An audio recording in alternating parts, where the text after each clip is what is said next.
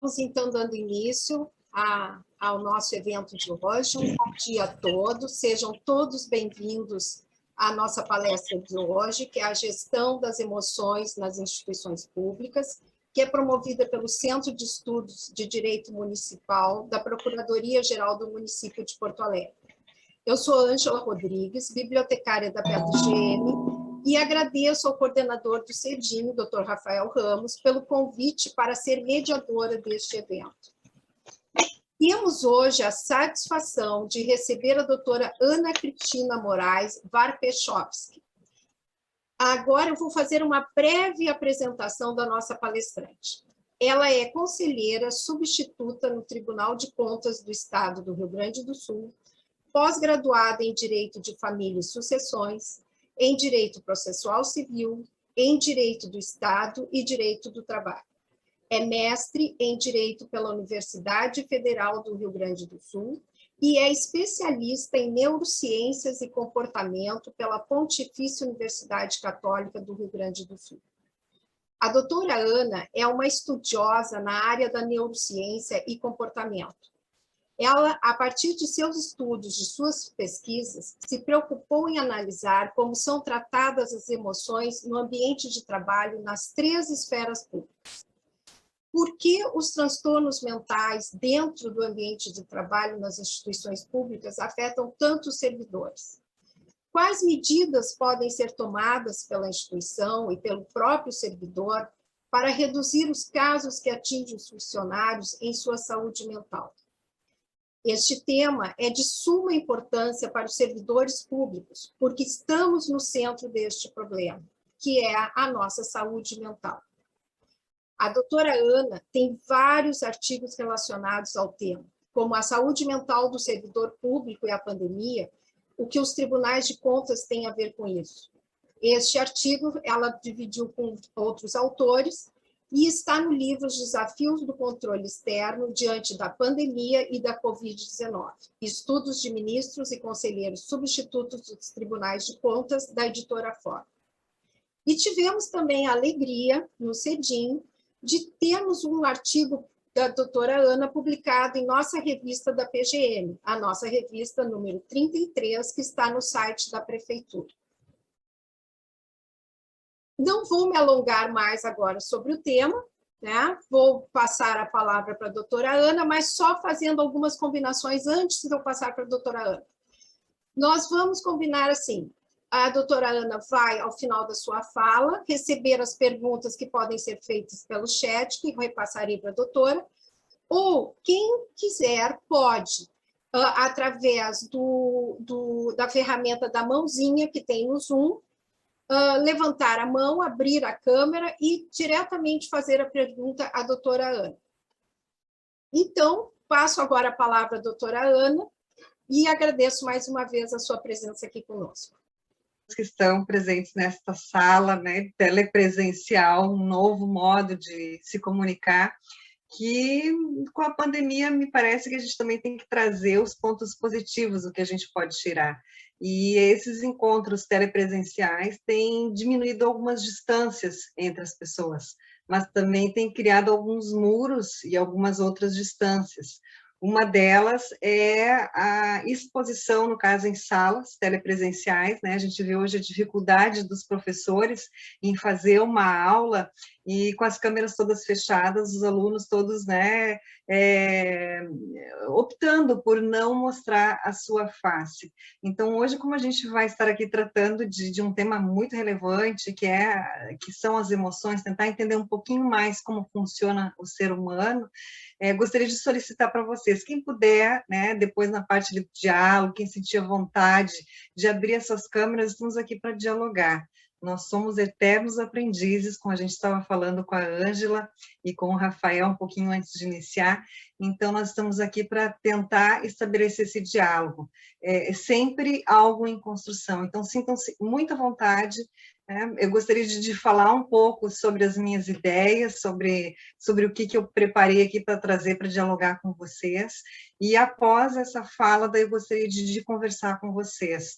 de também aprender com aquilo que vocês sabem, com aquilo que vocês já construíram na vida de vocês, e já começando também agradecendo a Cedim e parabenizando a Prefeitura de Porto Alegre, a PGM em especial, que hoje de manhã eu recebi a notícia no site, que conseguiram ganhar uma ação, né, de retornar para os cofres públicos em torno de 20 milhões de reais. Olha o trabalho que a PGM, né, um trabalho conjunto, coletivo, e que traz um resultado muito bonito e muito valoroso, não só por conta dos recursos financeiros que são trazidos, mas por conta de todo o trabalho de todas as pessoas que foram envolvidas para conseguir este resultado.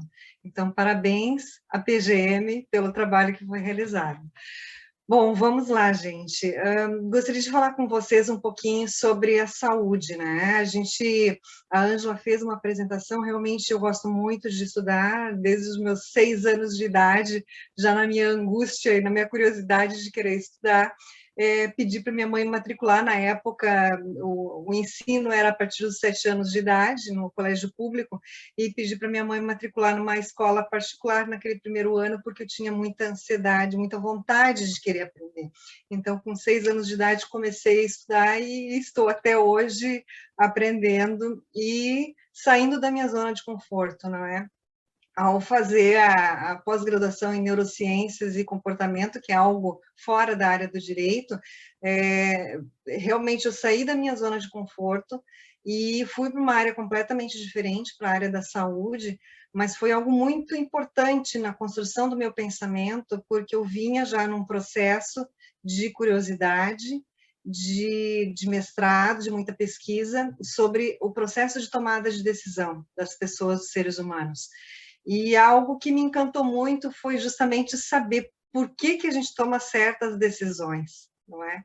Muitas vezes no automático, muitas vezes na indução, muitas vezes naquela questão das propagandas que já vem com um marketing ali, que nos seduzem, e muitas vezes a própria disposição das mercadorias no mercado já está ali numa disposição que a gente já vai sendo seduzido para comprar coisas que a gente nem teria vontade de comprar.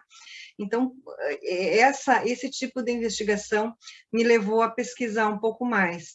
E ano passado, justamente em virtude da pandemia também, com relação a isso, fiz alguns estudos mais especificamente sobre a saúde mental.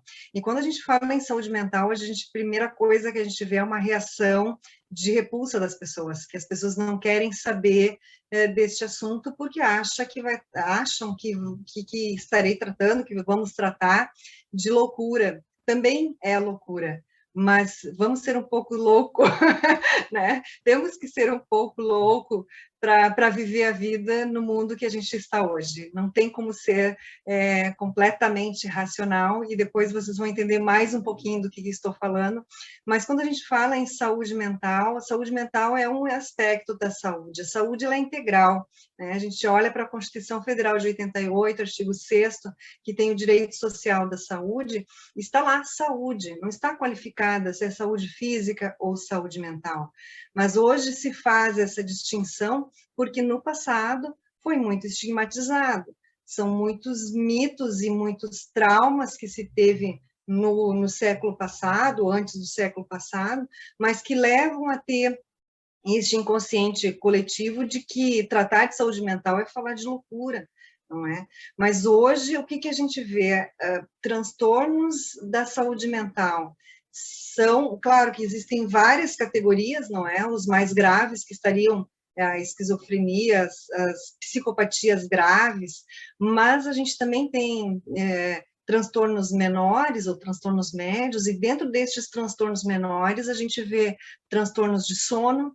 Duvido que alguém aqui deste grupo não tenha algum problema de sono, de botar a cabeça e dormir tranquilamente com todos esses estímulos que a gente está tendo, de telas, de luz azul. Então, ter aquela tranquilidade para deitar a cabeça no travesseiro e dormir, hoje é um desafio. Então, isso já também é considerado, né, um transtorno menor, mas é um transtorno na saúde mental. Então, tem a questão da ansiedade, de receber tanta informação, de receber tanto estímulo e de querer saber mais, de querer tentar acompanhar o que está acontecendo no mundo. Então, também gera depressão, de olhar para um passado que talvez não volte mais.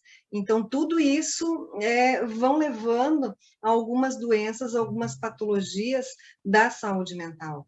Então, por que que está hoje, né? Hoje a gente já vê que as pessoas já têm um pouco menos de resistência em se falar de saúde mental. Olhando as Olimpíadas, que aconteceram agora há pouco lá no Japão, a gente viu que diversos momentos eles falaram, teve a Simone Biles, né, que se recusou a participar ali, e aí toda hora eles dizendo, olha, ela deixou de participar por conta, para resguardar a sua saúde mental, não é? Mas vamos lá, né, o que é a saúde mental? Gente, é uma coisa muito estranha, sabe? Das próprias Olimpíadas, o que a gente tira, sabe? A cobrança é muito grande. Imagina um esportista olímpico, qualquer um pode chegar ao ponto de um esportista olímpico, com treino, com dedicação. É claro que talvez hoje, por a gente estar um pouco mais sedentários, talvez a gente vai levar um tempo maior até adquirir aquela condição física para chegar naquele ponto. Mas com treino, nós temos essa capacidade de treinar o nosso corpo. Talvez não para chegar lá, né, como esses olímpicos, né? Mas o que eu vi que me chocou muito foi de um brasileiro, não me lembro qual era a modalidade que ele estava concorrendo, mas estava lá nas Olimpíadas, e não conseguiu chegar entre os 3 primeiros colocados, não teve a medalha lá de prata, de ouro, nem de bronze, e veio nas manchetes nos jornais dizendo uma decepção para o Brasil. Gente, o que é uma decepção? Uma pessoa que treinou, se dedicou para estar lá, né? E ver uma notícia dessas, mostrando que foi uma decepção para o Brasil, só estar entre acho que ele ficou em 6º lugar, se não me engano, mas só de ficar entre os 10 melhores do mundo já é algo a se comemorar. Então, são coisas que eu trago aqui para a gente questionar, muitas vezes, das nossas posturas diante de tudo isso que a gente vê na mídia, de todos esses padrões que a gente vê de beleza, de críticas sociais, de intolerâncias que a gente está vendo, e se isso está adequado para nós ou não. E isso a gente vê no nosso meio, não é? Que a gente trabalha, a maioria aqui provavelmente trabalha no meio público, e por isso que chamou a atenção talvez o título ali, e é claro que eu vou tratar também um pouco disso, mas o que a gente vê hoje? Nós vemos pessoas doentes, sendo treinadas, sendo ensinadas por pessoas que também estão doentes. Então, nós vamos ter uma sociedade doente, o resultado é esse. E as instituições públicas e privadas também estão doentes, porque as instituições são feitas de pessoas, e se as pessoas não conseguem lidar com os seus problemas pessoais, isso vai refletir no resultado do trabalho apresentado à sociedade. E nas instituições públicas, a gente tem uma hierarquia, às vezes muito rígida, a gente tem padrões de comportamentos que são considerados adequados, e isso muitas vezes causa sofrimento. E esse sofrimento é refletido, então, nesse estresse generalizado que a gente está vendo nos servidores públicos.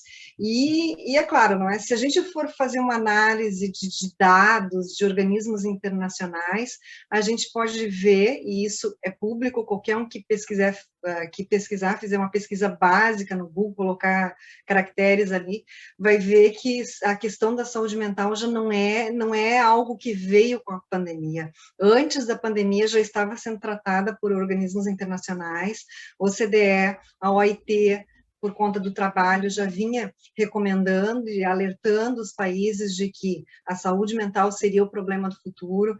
A ONU, na Agenda 2030, colocou como objetivo 3, né, a questão da saúde, especialmente a saúde mental, para trazer o bem-estar, para evitar mortes evitáveis, como o próprio suicídio, que é o caso de depressão mais grave que existe, e isso é uma realidade, a gente vê frequentemente casos de pessoas retirando a própria vida, porque o que mais elas querem, na verdade, é viver, mas não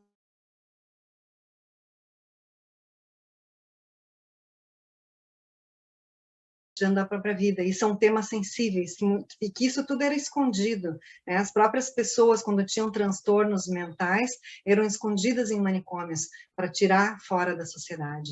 Então, isso vem do século passado, essa ideia de que, se eu apresentar alguma fraqueza na minha personalidade, eu vou ser excluído, eu vou ser colocado, escanteado, porque isso não serve para essa sociedade.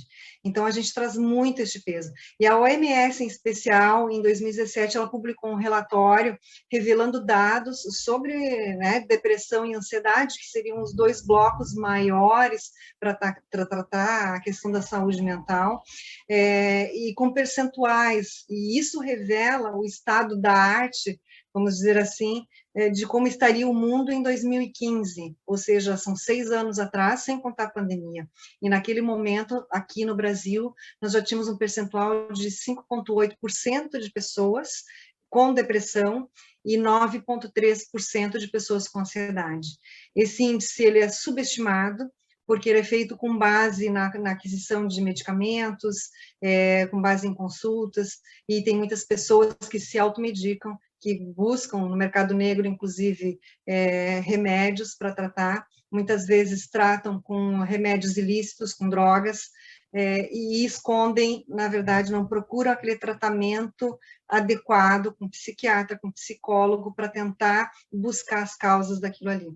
Então, e esse índice, né, o percentual de 9,3% de ansiedade, já era o maior do mundo. Então, só para vocês terem uma ideia, como o povo brasileiro já vinha numa batida estressante e de ansiedade, de buscar, tentar, a ansiedade é tentar buscar o futuro para o agora, não estar vivendo o presente, está tentando vislumbrar o que vai acontecer no futuro e trazendo isso no presente. Então, é uma corrida sempre que não se consegue alcançar. Então, por isso que esses meus estudos, eles se voltaram, então, para tentar descobrir o porquê do servidor público estar também com tanta ansiedade, porque no meu próprio trabalho eu também vejo pessoas ansiosas, eu também vejo pessoas deprimidas, e eu acho que se nós olharmos para todos os lados, seja na família, no trabalho, nas escolas, a gente vai ver pessoas deprimidas, ansiosas, e com muita vontade de dizer, como eu disse ontem para a Ângela, perguntando, Ângela, está tudo bem? E ela me disse, sim, está tudo bem. Eu disse, olha, Ângela, estou te conhecendo hoje, mas eu acho que a grande vontade de todo mundo era dizer, não, não está tudo bem. E a gente esconde isso, a gente não diz que está tudo bem, porque são as máscaras sociais, os ditames sociais, as regras sociais que nós fomos construindo para tentar mostrar que está tudo bem, mas eu, pelo menos, não está tudo bem. Acho que tem muita coisa que eu gostaria de falar, tanto que eu disse ali no início, né, eu estou carente, eu gostaria de ver as carinhas de vocês, para poder dialogar, gostaria de abraçar, gostaria de estar presente, né, para ver o rosto de vocês, as expressões de vocês, e então, assim, pelo menos tentar ver a imagem de vocês já me traz um pouco mais do que vocês estão sentindo disso tudo que eu estou falando, que pode ser uma grande loucura. Mas então, servidor público já vem com este nome, servidor, o que traz, o que lembra, uma servidão. Então, o servidor, ele está ali submisso para tudo aquilo que a administração pública pode fornecer, estando em um ambiente disfuncional, e muitas vezes é difícil para o próprio órgão reconhecer as suas disfuncionalidades, o servidor público ele tem que estar submisso a essa situação. Então, são esses questionamentos que eu trago aqui para a gente dialogar, porque o servidor público é aquele que vai entregar as prestações públicas.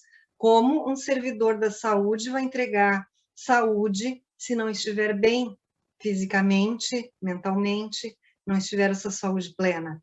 Como um professor vai dar uma aula, vai expor para os seus alunos, se ele estiver ansioso, se ele estiver preocupado, se ele estiver deprimido, ele vai transmitir essa depressão, essa ansiedade para os seus alunos, e vai formar alunos ansiosos, deprimidos, e a gente vai vendo os resultados nas próprias matérias de jornais que a gente está vendo hoje, já estão mostrando os resultados da pandemia, e justamente isso que eu estou falando, Tem alunos, adolescentes, que estão colocando band-aids e adesivos nas câmeras para justamente não sofrerem o bullying cibernético, o bullying virtual, porque tem outros alunos que estão printando imagens e fazendo bullying. E isso nada mais é do que aquela outra faceta, o bullying que já existia lá no físico, no presencial. Então, hoje a gente está vendo este bullying cibernético com uma outra modalidade, mas basicamente, só muda o mecanismo, mas se trata da mesma coisa. Então, a gente vai repetindo esses erros do passado e trazendo para o presente.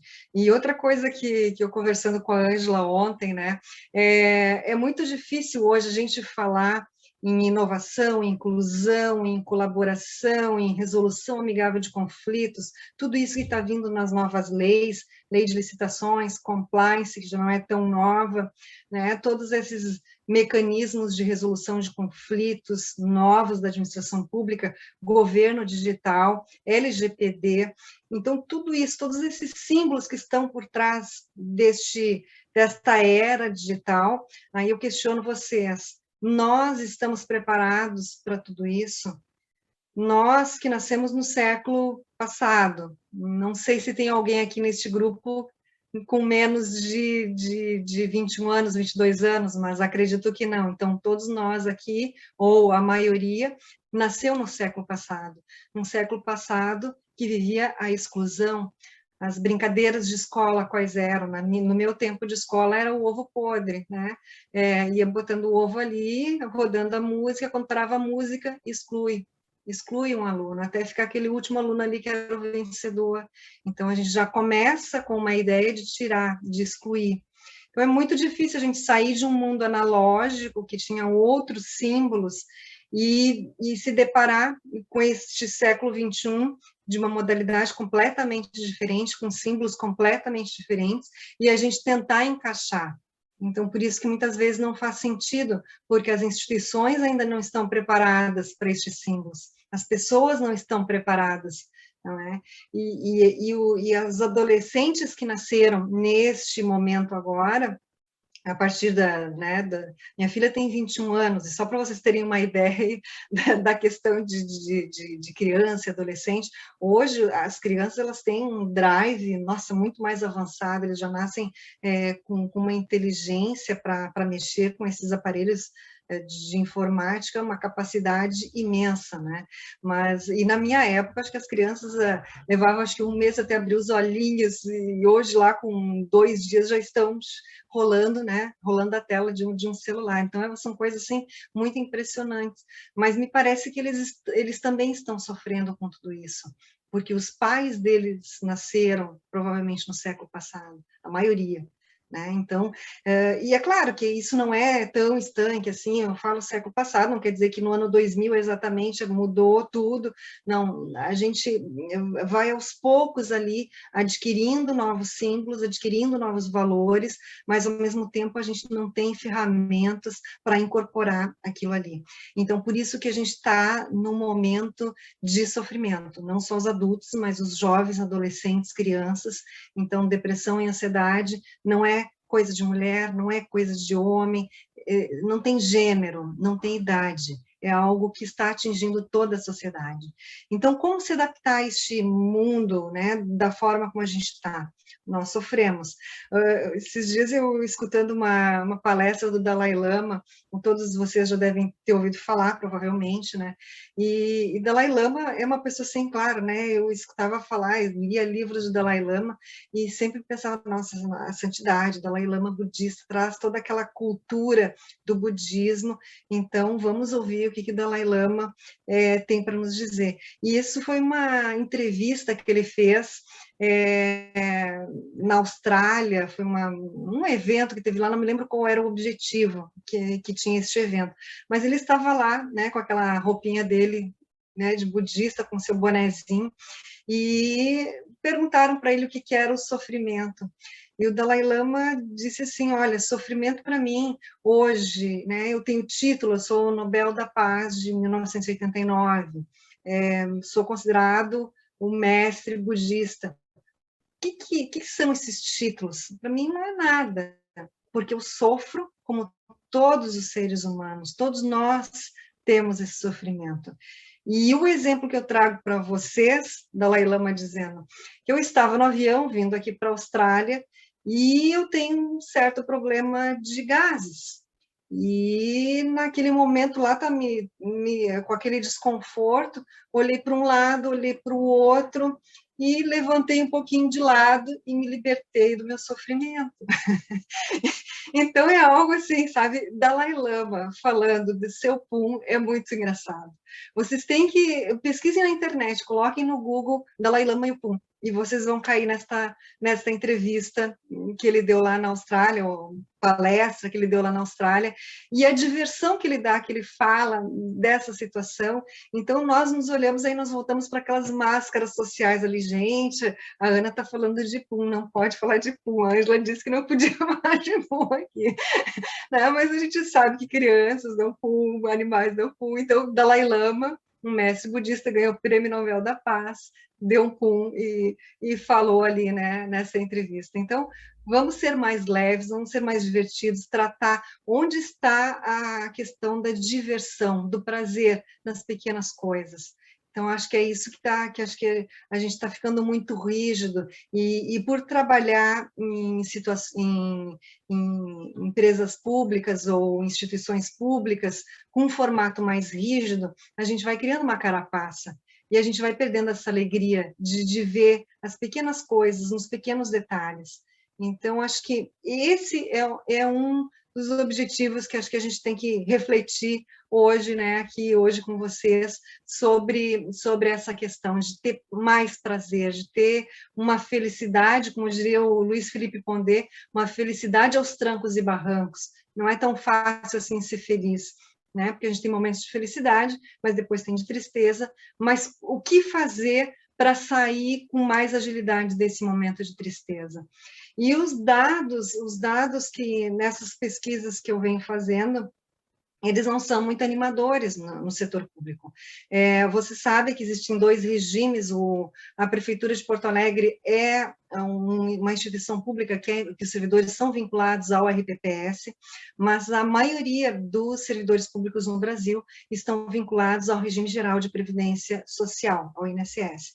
E os dados da Previdência de 2017, então, também já são desatualizados, já são subestimados, mas lá, neste relatório de 2017, já constava que a maioria dos servidores públicos sofria já de problemas com depressão, ansiedade e esses transtornos maiores ou menores que vêm afastar do trabalho por licenças temporárias para tratar da saúde ou licenças definitivas, inclusive com a incapacitação para o trabalho.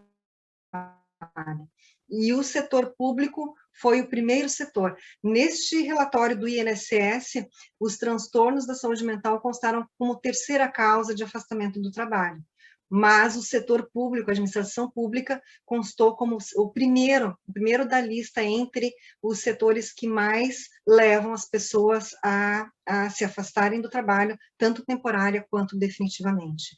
E em estudos de RPPS, e aí vem dessa pós-graduação que eu fiz em neurociências e comportamento, me surgiu essa dúvida, porque a gente vê em pesquisas muitos estudos, não existem dados centralizados de todos os RPPS, do RGPS, para mostrar um quadro, como está a saúde mental. Então, hoje a gente tem apenas indícios.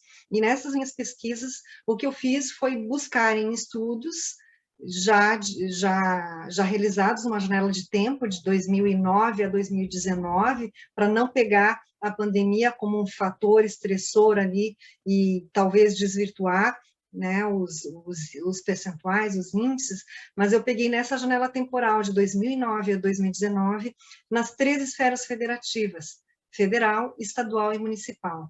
Peguei 7 estudos de pessoas que foram licenciadas do trabalho e um estudo de cada esfera federativa de pessoas, de grupos de pessoas que foram estudados, em que teve aposentadorias por invalidez. E nestes estudos, a conclusão que eu cheguei é que grande parte destes órgãos já constava, no caso, nestes estudos de 2009 a 2019, como primeira causa de afastamento do trabalho, tanto temporário como definitivo. Então, se isso não era um problema a ser pensado pela administração pública, passa a ser, porque é um problema social.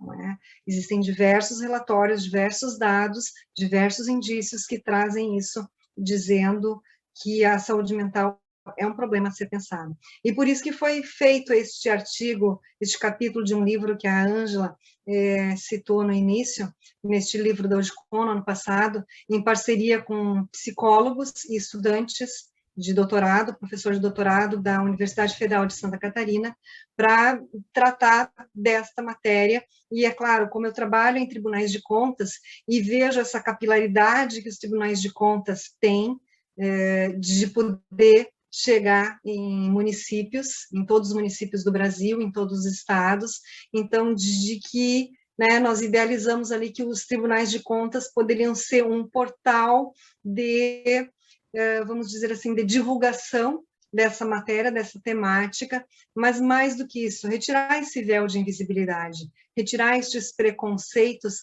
a começar pelos próprios servidores que trabalham nos tribunais de contas. E com um exemplo seu e de outros que observa, e tem municípios, tem estados que já desenvolveram programas muito legais de terapia ou de saúde ocupacional para os seus servidores. Então, de trazer essas boas práticas e mostrar que essa temática já vem sendo aplicada em alguns municípios e alguns estados e que pode ser replicada com estes bons exemplos. Então, neste capítulo, que depois vai ser disponibilizado para quem tiver interesse, tem muitas informações interessantes e naquele momento a gente vislumbrou isso, de os tribunais de contas serem uma porta de entrada para retirar este véu da invisibilidade. E é claro, não é? Como eu disse lá no início, a saúde mental é um tema difícil de ser tratado e não tivemos essa receptividade de que os tribunais de contas adotassem essa bandeira. Então, hoje eu já venho trabalhando com as escolas de governo, com as escolas de contas, para verificar se as escolas que treinam servidores podem tratar dessa temática, que é de extrema relevância, eu não tenho dúvida. E, é claro, vamos fazer aqui, então, para vocês tentarem, para a gente tentar dialogar um pouquinho melhor destes estereótipos que a gente vem falando. E a gente já começa com o próprio estereótipo de gênero, a gente vem com o estereótipo de gênero binário, homem e mulher. E aí hoje a gente vê, tem tantos gêneros que não se enquadram em homem e mulher, e por que a gente não vai incluir? Mas vamos partir sem fazer qualquer tipo de discriminação, muito pelo contrário, mas é o que a gente tem hoje, então, a imagem que a gente tem hoje, então vamos trabalhar homem e mulher, né? O homem, a gente vê a forma como ele é criado, como ele pensa, como ele funciona, que ele é muito voltado para os carros, para a velocidade, para ter aquela emoção, não sei nem se é emoção, eu acho que é mais um instinto mesmo de sobrevivência, porque quando eu vejo aquelas corridas de carro ali, de Fórmula 1, né, e eu vejo meu marido olhando aquilo ali, eles ficam torcendo para que dê um acidente, para que tenha aquilo ali, para que, sabe, para que aquilo ali seja mais... Então, muitas vezes eu não compreendo muito bem aquele funcionamento ali, e o homem fala menos. A mulher fala muito. Eu já estou há meia hora aqui falando, 35 minutos falando, e nem entrei ainda num PowerPoint que eu quero apresentar aqui para vocês com algumas imagens. Mas a mulher fala muito. E por falar muito, e por ter aquele cuidado com a criança, com a casa, a mulher talvez tenha formas hoje de enfrentar melhor essas questões de saúde mental. Então, por isso que nesses percentuais ali de índices de homens e de mulheres que são afetados, e muitas vezes dos homens dizerem, isso é coisa de mulher, tratar de emoção, o que eu tenho a ver com isso? Eu sou racional, né? Mas será que é racional mesmo? Então, partindo desses estereótipos, a gente já tem uma noção de que nós temos uma criação diferenciada, uma forma de se comportar diferenciada, de reagir diferenciada.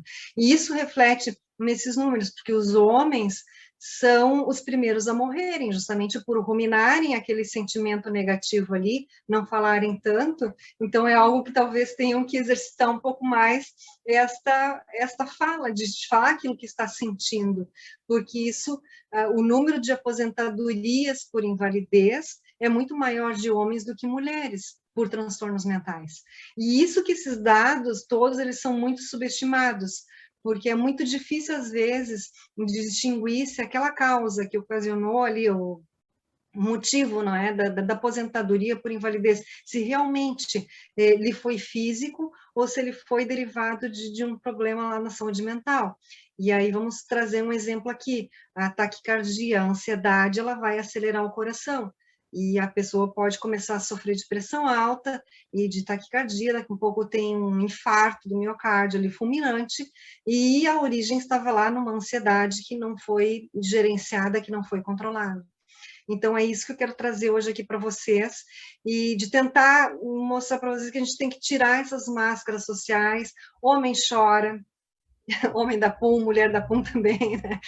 Mas de tirar esses reducionismos, de tirar essas máscaras sociais. E tem um vídeo na internet muito legal, um documentário, As Máscaras que Nós Vivemos, um documentário feito nos Estados Unidos, de alguns homens que foram parar na prisão, na linha ali dos sentenciados com pena de morte, e eles são investigados sobre como foram tratados quando crianças, e o que essas máscaras sociais do homem não poder chorar, não poder mostrar o que é, se é homossexual, se não é, enfim, de não poder mostrar aquilo que é, o que isso ocasionou nessas pessoas. Então, é algo que eu sugiro que vocês procurem, veja, é um documentário curto de 1 hora, então acho que é muito legal, sabe, a gente começar a ver essas máscaras, esses símbolos de perfeição que nos colocam na internet, por exemplo, Instagram, fotos,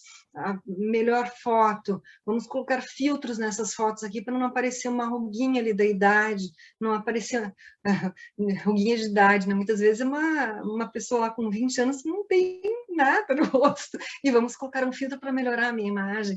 Então, este padrão de beleza excessivo, tudo isso, ele vai nos intoxicando, e a gente tem que aprender a lidar um pouquinho mais com isso. Então, agora eu pergunto para vocês, a gente já está em 40 minutos, acho que levaria mais uns 15 minutos para mostrar essas imagens que eu teria aqui para vocês. Continuamos ou passamos para as perguntas e respostas? Continuamos? Ah, então tá, eu já recebi uns, uns joinhas aqui, então vamos lá. Eu vou compartilhar agora aqui, então, essas imagens, para a gente tentar entender um pouquinho mais o que rola, o que rola no nosso corpo humano.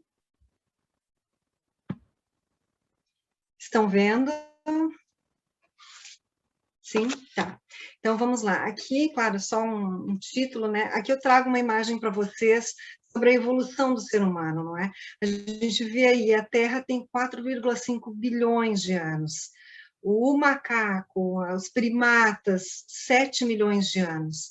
E a gente vê que os hominídeos, várias espécies de Homo, que existiram até hoje, a mais atual é o Homo sapiens, da qual nós fazemos parte, mas diversas outras espécies de hominídeos nasceram lá no Rift Valley, na África. Esse foi o berço dos hominídeos, onde pela a curiosidade de olhar para frente, de sair da savana e de procurar alimentos, de estar numa situação adversa e de buscar um meio para viver melhor, eles saíram da savana e foram evoluindo, foram perdendo pelos e foram modificando o corpo humano até a gente chegar hoje no Homo sapiens. Eu não vou me deter muito nessa parte da evolução, porque acho que tem outras coisas aqui mais interessantes, mas isso só para a gente ter uma ideia de que a evolução do ser humano já faz tempo, né? 4,5 milhões de anos que o ser humano vem evoluindo, o Homo sapiens tem mais ou menos 100 milhões de anos, e isso são estudos feitos com base em indícios de fósseis, de DNA, de vários estudos que foram feitos e que trazem essas provas. Talvez no futuro venham outras provas que tirem isso aqui, tragam novos indícios, mas este é o estado da arte que a gente tem hoje de diversas pesquisas da evolução do ser humano. Mas então, o Homo sapiens, com 100 milhões de anos, para uma Terra que tem 4,5 bilhões de anos, então nós estamos aqui, como diria o Capra, né, Fritjof Capra, tem um livro que é A Teia da Vida, ele fala que nós estamos aqui na Terra num piscar de olhos. Quando a gente vê isso aqui, 100 milhões de anos de Homo sapiens, a gente entende isso, nós estamos aqui a um piscar de olhos, nessa dimensão de evolução de 4,5 bilhões de anos. E em 100 milhões de anos, o que o homem fez com o seu próprio planeta Terra? Então, lá da savana da África, no Rift Valley, o Homo sapiens, ele foi saindo daquele berço ali, natural, e com outras espécies que ele convivia naquele momento, com outras espécies de hominídeos, o Homo sapiens foi se sobressaindo e foi dominando, e foi, no caso, ficando como espécie única. Hoje nós só temos Homo sapiens, nós não temos mais neandertais ou outras espécies de Homo, em que pese nós ainda carreguemos no nosso DNA algumas características destes homos e destes outros animais não humanos que fizeram parte da nossa evolução. Então, aqui só para vocês terem uma dimensão do nosso contexto. E aqui essa imagem eu achei bem interessante, né, que vinha ali 100 milhões de anos, e o último é um homem na frente de um computador, sentado na frente de uma tela, que é a situação que a gente está hoje aqui no ano 2021. Então, o Homo sapiens ainda está em evolução. Já existem estudos tentando identificar quais são as evidências, mas é muito difícil hoje a gente saber exatamente, talvez só daqui a milhares de anos que eles vão conseguir identificar fósseis. Para ser um fóssil, tem que ter 11 mil anos, no mínimo, para ser considerado fóssil. Antes disso, é considerado restos mortais. Então, acho que tem que passar um tempo até voltar para ver se realmente Homo sapiens está evoluindo ou não. Mas Homo sapiens, o que significa? Que é um homem que sabe, em comparação com os outros que não sabiam. Não, eles sabiam sim, eles tinham conhecimento, mas a diferença do Homo sapiens está nessa característica aqui, o cérebro. O tamanho do cérebro do Homo sapiens se diferencia dos anteriores porque ele é um grande, ele é um cabeção, né? Nós temos uma cabeça muito grande. E o tamanho do cérebro é em torno de 1,2 a 1,5 quilos. Né? Então, ele é um cérebro muito grande para a proporção do nosso corpo humano. Ele pesa em torno de 1,2% do corpo humano e consome em torno de 20% a 25% da energia. Se fosse comparar com outros animais, a gente vê que o elefante é maior, tem uma cabeça, um cérebro muito maior que o do ser humano, mas, em termos de consumo de energia, nós podemos verificar que o que nos diferencia ali, o elefante, ele passa praticamente o dia inteiro comendo e dormindo, que é para manter aquele cérebro tão grande. Então, e o ser humano, nós comemos e dormimos o dia inteiro? Não, a gente tem atividades durante o dia inteiro. Então, como a gente sobrevive com essas características, comparando com os outros animais, é algo muito instigante, muito curioso para a gente tentar entender, né, todas essas nossas características. E só para terem uma dimensão, 160 mil quilômetros de vasos sanguíneos, o que daria 4 voltas na Terra. Então, para mim, esses dados são impressionantes. E aqui a grande diferença: neurônios. Nós temos 86 bilhões de neurônios em todo o cérebro, e desses 86 bilhões, 16 bilhões estão no córtex.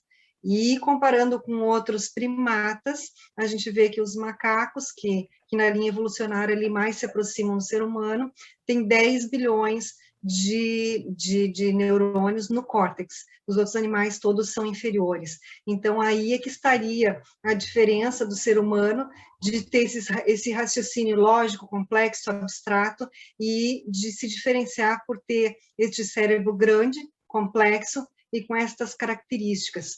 Mas, é claro, nós nos consideramos superiores aos outros animais, mas tem características de outros animais não humanos que o ser humano não consegue superar. E aí eu coloquei alguns exemplos, como voar, se regenerar, correr sobre a água, né, que algumas aves ali correm sobre a água, dormir com a metade do cérebro. Gente, essa eu gostaria muito, que os golfinhos têm essa capacidade de dormir com a metade do cérebro, acho que os tubarões também, e a outra metade fica ali alerta, de se camuflar ou de prever o futuro. Os cães, gatos conseguem prever o futuro, e nós não temos essa capacidade, embora, claro, que tenham alguns seres humanos que possam ter uma característica ali de conseguir vislumbrar questões futuras, mas isso é uma característica que não é comum a todos os seres humanos, então seriam pessoas assim excepcionais mesmo, não é?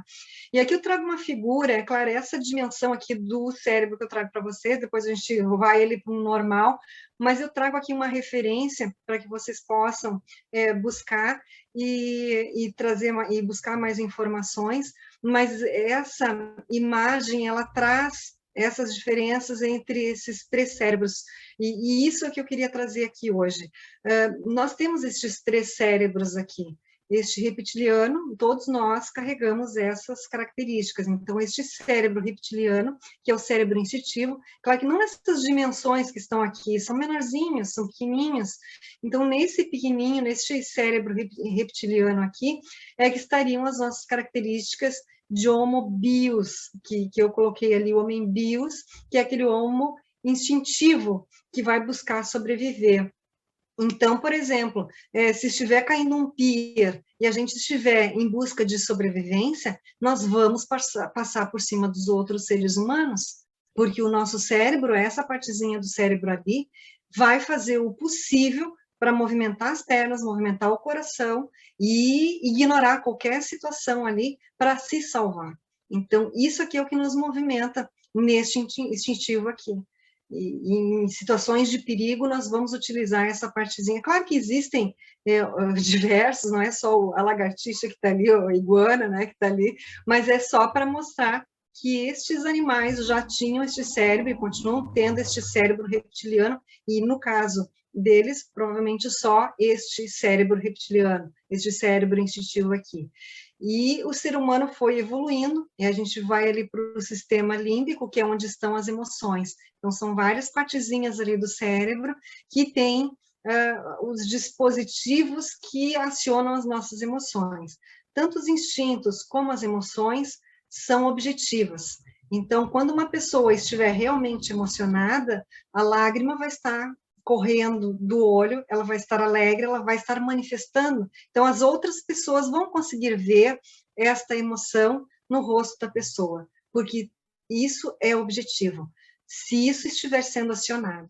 Então, ali, talvez, aqui com as imagens do lado, talvez não apareça, mas para vocês terem uma ideia, o cérebro reptiliano, 500 milhões de anos em animais não humanos. O cérebro ali, o sistema límbico, o emocional, em torno de 200 milhões de anos. E o córtex, o neocórtex, onde está a razão, mais ou menos 100 mil anos, que é onde vem o ser humano, o Homo sapiens, como a gente conhece hoje. Os outros, ali o Neandertal não tinha, ele já tinha começado a desenvolver um córtex, mas vocês podem ver pelas imagens, se procurar na internet, a testa era mais avantajada aqui, então essa parte era menor, e hoje não, a gente tem essa parte muito mais avantajada para acomodar essa parte do córtex, que é onde estão aqueles 16 bilhões ali de neurônios que formam as conexões sociais, aquele aprendizado, o raciocínio mais reflexivo, está tudo aqui no córtex que faz a modulação deste comportamento.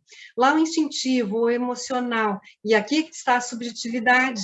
Então, nesta modulação, eu posso falar sobre tristeza a manhã inteira aqui para a gente, mas eu posso não chorar, porque eu estou modulando com o meu córtex cerebral as minhas emoções, gerindo as minhas emoções, aí que está a expressão, né? Eu estou gerindo as minhas emoções para que eu não seja afetada por elas, mas eu poderia entrar em pânico, e é isso que dá o branco, muitas vezes, em alguns palestrantes, em alguns alunos que vão fazer uma prova, que em momento de estresse, bloqueia tudo, porque vai estar ali, né, utilizando essas áreas mais primitivas do cérebro e não vai conseguir resgatar aquelas informações que estão ali no córtex cerebral.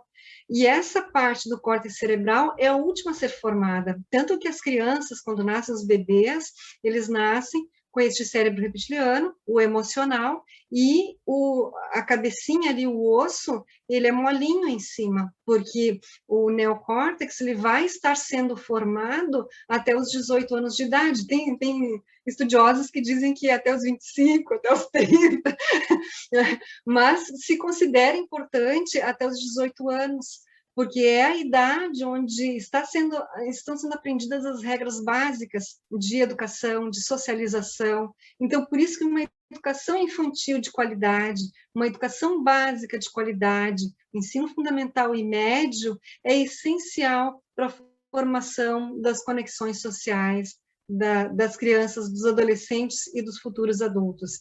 E só para vocês terem uma ideia, um dos exemplos mais citados na literatura da neurociências é o caso de Phineas Gage. Também, se procurarem na internet, vão ver mais informações. Phineas Gage era um trabalhador de uma estrada de ferro que era muito competente e trabalhava como capataz de uma obra, e naquele dia daquele acidente, voou uma barra de ferro e ultrapassou pelo olho dele, pelo olho esquerdo, e saltou por cima da cabeça e saiu, né, toda essa parte aqui, ele perdeu.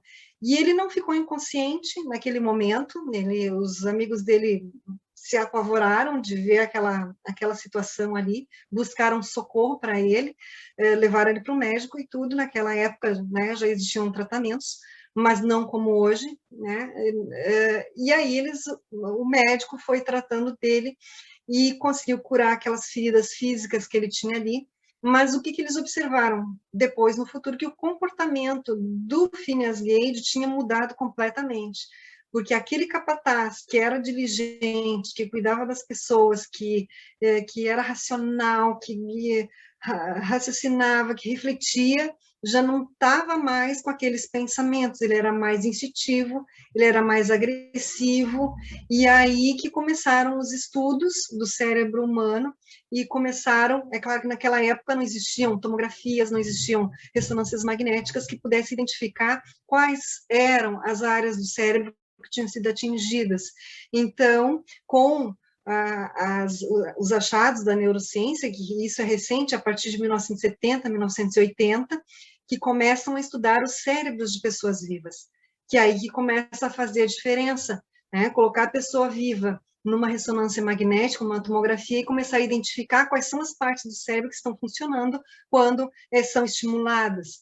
Então, começaram a identificar que, neste caso do Phineas Gage, o que tinha saído com aquele acidente ali era exatamente uma parte do córtex cerebral onde existia esta modulação do comportamento social. E por isso que ele agia de forma instintiva, de forma emotiva, e tinha aquele comportamento que passou a ser rejeitado pela sociedade. Então, assim, a gente pensa, tá, Phineas Gage, um caso lá de 1830, 1840, mas aqui no Brasil, mais ou menos uns 5, 6 anos, aconteceu de um adolescente de 16, 17 anos que estava trabalhando numa construção civil e teve um acidente muito parecido com o do Phineas Gage, de perder uma parte do crânio, daqui de cima da cabeça, e aí os médicos, cientistas brasileiros trouxeram pesquisadores de outros países para vir aqui estudar este caso, e aí depois se tornou muito estranho, porque este menino, ele não teve alteração, muita diferença no seu comportamento, porque ele já era um menino que tinha um comportamento muito emotivo, muito instintivo, e não tinha uma modulação social daquele comportamento, porque ele não tinha uma educação de qualidade. Então, esses pesquisadores de fora vieram aqui para estudar o porquê que o Brasil não tinha uma educação de qualidade, que não tinha possibilitado esse menino de formar as conexões necessárias para ter massa cinzenta, massa cerebral, neurônios, quantidade de neurônios suficientes ali para fazer essas conexões. Então, é só para vocês terem uma ideia da dimensão do que esses estudos estão tomando e de uma dimensão daquilo que, como nós sabemos pouco sobre nós mesmos, Então, é de deixar essa instigação hoje aqui para vocês, para nós todos, pensarmos um pouquinho e refletirmos sobre isso. E aqui eu trago uma imagem para vocês, né, da criação do mundo, de Michelangelo, tem na Capela Sistina, mas se formos aqui no saguão do aeroporto, do antigo aeroporto Salgado Filho, na partezinha pequenininha ali, no aeroporto pequenininho, nós vamos ver essa imagem aqui. E me chamaram a atenção, não é? De, claro, Deus criando Adão, a criação da terra, do homem, da humanidade. E se nós formos parar para olhar detidamente esta imagem aqui de Deus, vejam bem, né, essa imagem aqui não representa um cérebro, parece assim né, as dobraduras ali do cérebro. Aqui embaixo a gente tem um véu, né, que lembra muito o tronco cerebral, né, a ligação do cérebro com o corpo humano. Então, daí a gente vai para os questionamentos. Descartes separava cérebro, mente, do corpo humano, do dualismo, né? A gente fala muito do dualismo cartesiano, e por que se critica muito hoje? Porque o cérebro não está separado do corpo humano. Tudo aquilo que acontece no cérebro se reflete no corpo humano, e vice-versa. O que eu fizer com o meu corpo humano vai refletir também no cérebro. Então, é algo que a gente tem que ser pensado hoje como uma unidade. E aí que é um novo símbolo também do século XXI, de tentar superar esse dualismo. E esse dualismo, ele vem na base do direito, ele vem na base da economia, ele vem na base de diversas ciências. Então, é algo que a gente tem que pensar, refletir e tentar digerir um pouco de tudo isso que eu estou falando aqui hoje, para pensar se realmente, né, nós podemos seguir com este modelo que separa mente e corpo, ou dizer que coração representa emoção e cabeça a razão, não é? Se a gente está vendo aqui que as emoções estão ali dentro do cérebro, então isso também é um estereótipo que a gente cria para tentar entender o que é razão e emoção, mas a gente vê, né, cérebro e corpo humano são uma unidade.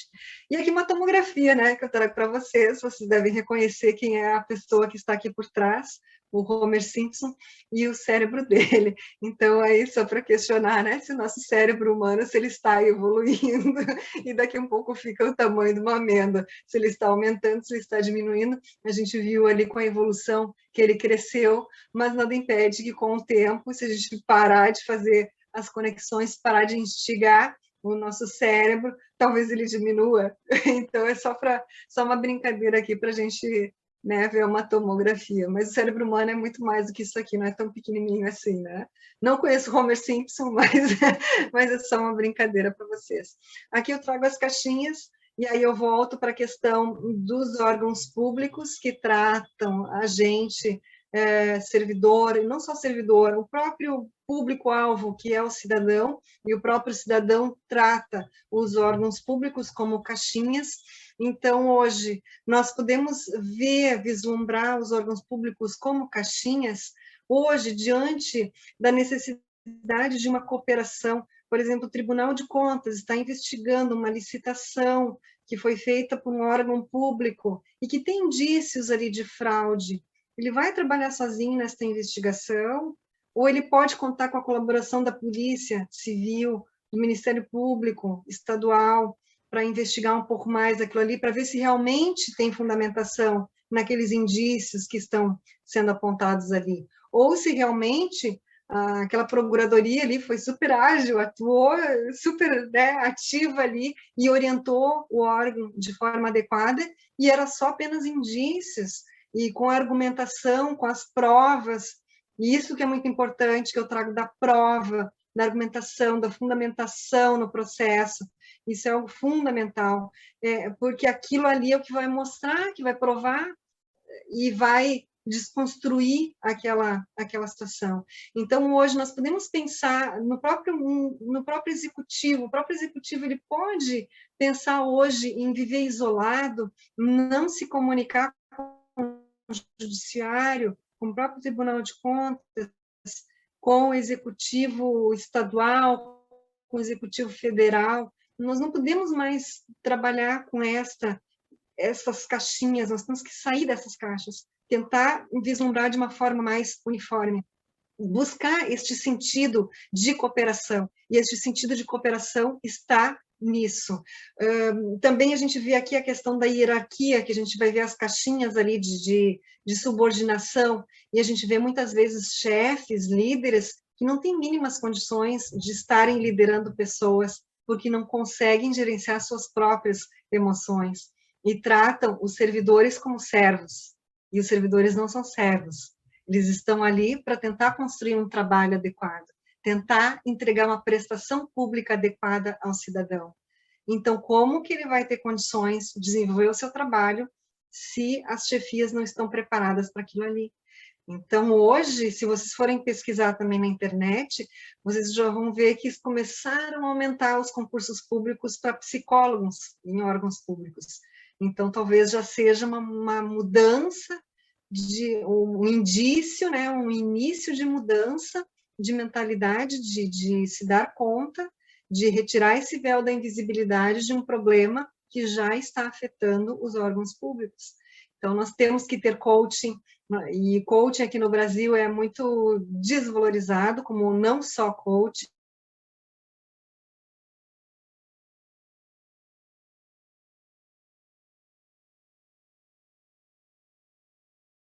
que fala sobre inteligência emocional, mas Augusto Cury ele vai mais a fundo em aspectos da gestão das emoções. Então, hoje, falar em inteligência emocional, a gente poderia tratar em caixinhas, né? Nós temos a inteligência racional, a inteligência emocional. Não, o cérebro também funciona desta forma. Ali, quando eu falei para vocês, eu mostrei apenas de forma didática ali, né? Para mostrar que a gente tem os três cérebrozinhos ali, né? Mas quando eu decido, quando eu tomo uma decisão, eu estou sendo influenciada pelo emotivo ou pelo instintivo. Então, a mesma situação no serviço público.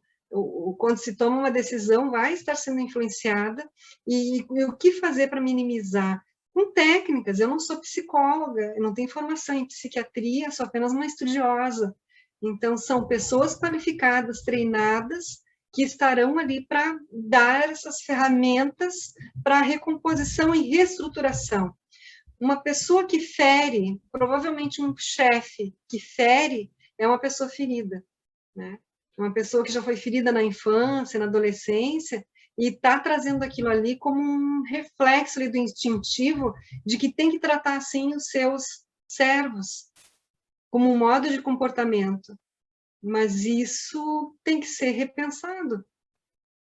Essa hierarquia tem que ser suavizada, tem que ter uma certa hierarquia, tem que ter o respeito. Respeito nós temos que ter por todas as pessoas, por todos os seres humanos, por todos os animais não humanos, e é o estado que a gente tem hoje de muito desrespeito, muita intolerância, porque a gente não compreende essas caixinhas aqui, esse funcionamento, e aqui a gente está falando, né, 40 minutos, um pouco mais do que isso, mas é apenas uma pontinha, né, de tudo isso, mas para nós refletirmos aqui, então nós temos que desconstruir um pouco esse estereótipo aqui de caixinhas. Hoje, um funcionário que trabalha acima da meta, que vai lá e faz, se dedica, e que faz um serviço exemplar, muitas vezes ele não é valorizado, né? Porque a gente tem esse estereótipo de que tem que ser a média, e muitos ali querem ficar nessa média. Então, alguém que está acima da média vai fazer aqueles saírem da zona de conforto? Deveria. Mas o que acaba acontecendo hoje é que aquele que está acima da média acaba indo para a média, e ainda vai fazer um serviço melhor do que aqueles que estão abaixo da média. Então, a gente está utilizando padrões de comportamento que já não servem mais para esses novos símbolos de inovação. Como compreender um governo digital, né? Se a gente ainda trabalha com todos esses estereótipos. Aqui daí uma imagem, né, para mostrar aquilo que eu falei antes ali. Nós temos que apagar essa imagem aí de, né, as mulheres são emotivas porque têm um coração mole, são fracas. Muito pelo contrário, as mulheres são muito fortes, passaram lá pela Inquisição, foram queimadas, né, foram subjugadas, tem muito capital humano que pode ser aproveitado das mulheres e dos homens também, né? Então, sair fora dessas caixinhas. A gente tem que aprender a conviver com os dois lados, com respeito. Então, as emoções também estão lá no cérebro, mas o cérebro que vai acelerar ali, né, o coração para ele disparar quando a gente está emocionado. E um videozinho que eu sugiro muito que vocês assistam, Olga, a russa, não sei se alguém já assistiu, é uma russa que está aprendendo português. E aí, para ver as dificuldades da nossa língua portuguesa. Então, a Olga é uma pessoa, uma pessoa jovem, né, dessa nova geração que faz vídeos na internet e que vai mostrando as diferenças da Rússia e do Brasil, e ela se encanta com a diversidade de cultura e de comida, de bebida, de pessoas que tem aqui no Brasil, e que nós, por estarmos aqui dentro, a gente não consegue mais nem enxergar essa diversidade. Então, tem um videozinho da Olga, que eu sugeriria que vocês assistissem, que é Olga e o Alceu Valença, que ela se emociona ao ver uma música do Alceu Valença, La Belle de Jour, né? Se alguém já conhece a música, assistam esse vídeo para ver como ela vai reagindo, né, quando vai tocando essa música. É muito interessante. Aí depois tem a reação do Alceu Valença em resposta à Olga. Então, assistam a Olga. Acho que 10 minutos, 5 minutinhos, 6 minutinhos, que é esse sobre a música La Belle de Jour, né? Então, assistam. Aqui, também eu trago para vocês, né, esta imagem para mostrar que todos nós, seres humanos, somos muito parecidos. Depois no chat, ou depois, né, se alguém quiser comentar, alguém me diz, exceto se for algum daltônico, todos nós estaríamos enxergando esses dois quadradinhos que estão ali, o de cima marrom e o de baixo do lado amarelo ou alaranjado, né? Provavelmente a gente esteja enxergando nessas cores. Por conta da sombra, tem este efeito, que é a forma como o nosso cérebro ele interpreta e enxerga essas cores aqui. Mas essas duas cores são iguais. Então, para ver como a gente comete erros sistemáticos sem nem a gente saber, porque nós não estamos preparados para enxergar certas coisas. E esse é um exemplo, este outro aqui é outro, provavelmente, né, a gente esteja enxergando linhas tortas, mas todas elas são linhas retas, porque nós temos os dois olhos, né, os dois olhos, ao ver esses quadrados brancos e pretos, eles vão estar embaralhando e vão estar enxergando, né, linhas curvas, mas essas linhas todas elas são retas. Então, se tirasse linha por linha aqui, se enxergariam linhas retas. Então, para mostrar, nós somos únicos, inigualáveis, mas nós somos muito parecidos, branco, preto, índio, homem, mulher, criança, transexual, homossexual, qualquer gênero, qualquer situação, nós somos muito parecidos. Exceto se, é claro, né, tiver alguém com uma visão um pouco, exceções, que, né, de visão ali, talvez um daltônico esteja enxergando diferente, uma pessoa excepcional esteja enxergando excepcional, que eu digo no sentido de ser especial, de além da nossa capacidade naquela, né, evolução ali, para além do Homo sapiens. Então, e esses são dois exemplos, tem diversos exemplos que poderiam ser trazidos aqui, mas só para instigar um pouquinho vocês. E aqui, né, o equilíbrio que nós temos que ter, nem só razão, nem só emoção e nem só instinto. Para chegar ao ponto deste ser humano de estar com esse equilíbrio aqui, segurando uma cesta, com a varinha ali, na beira de um barquinho, no meio de um rio, de um lago ou de um mar, tem que ter muita firmeza, muita concentração nos seus movimentos e consciência do seu corpo para chegar onde chegou. Então, o recado que eu deixo aqui hoje, a instigação que eu deixo aqui hoje para todos nós, vamos olhar para dentro de nós mesmos, nos conhecermos um pouquinho mais, e já dizia lá no Templo de Delfos, né, conhecermos a nós mesmos, e tem uma frasezinha que, né, o que ficou foi isso, conheça-se a si mesmo. Mas, para além disso, conheça a si mesmo, a frase dizia, conheça-se a si mesmo e conhecerás os deuses e o universo. Né? Essa é a frase completa. Talvez seja essa transcendência que Michelangelo quis mostrar naquela imagem lá da criação do Adão, de mostrar que Deus, o homem criado à imagem e semelhança de Deus, é o ser humano com este raciocínio, com essas emoções, com esses instintos que tem, que faz hoje o que a gente é. Então, muito obrigada a todos. Encerro por aqui e estou aberta aqui para dialogar, para rir um pouco com vocês, para trazer um pouco mais de alegria nesse dia chuvoso do nosso inverno gaúcho. Muito obrigada a todos. Doutora Ana, muito obrigada pela sua explanação, foi maravilhosa. Acredito que todos nós tenhamos aprendido muito, crescido demais, porque nós precisamos nos autoconhecer, como a senhora colocou agora no final. Eu teria vários apontamentos que eu fui fazendo ao longo da palestra, mas não vou perder tempo aqui lhe colocando, porque seria deixar de aproveitar também a oportunidade do debate com os colegas. Mas acho que a senhora finalizou muito bem, dizendo que a importância desse autoconhecimento para nós podermos trabalhar em sociedade, essa importância das áreas do cérebro para nós entendermos como nós funcionamos, até para poder entender as nossas emoções, né, os nossos momentos de piti, né, digamos assim, que todos nós temos que ter também, às vezes, dentro até do trabalho, porque é difícil se relacionar, a sociedade é difícil, mas foi muito bom, porque a senhora nos clareou bastante com todo esse seu conhecimento. Então, agora, aqui pelo chat, eu tenho uma pergunta que é da Fabiana, que ela colocou. Será que o número elevado de afastamento por saúde mental no serviço público pode estar relacionado com a histórica falta de gestão de RH? E, claro, né? Ontem eu conversando com a Ângela, e aí eu disse para ela, olha, Ângela, provavelmente não vou ter resposta para tudo, para todas as questões, porque realmente vai instigar, vai abrir diversas janelas mentais ali de situações próprias de todos os que estão assistindo aqui, provavelmente vão assistir também, né, posteriormente, mas vamos procurar responder.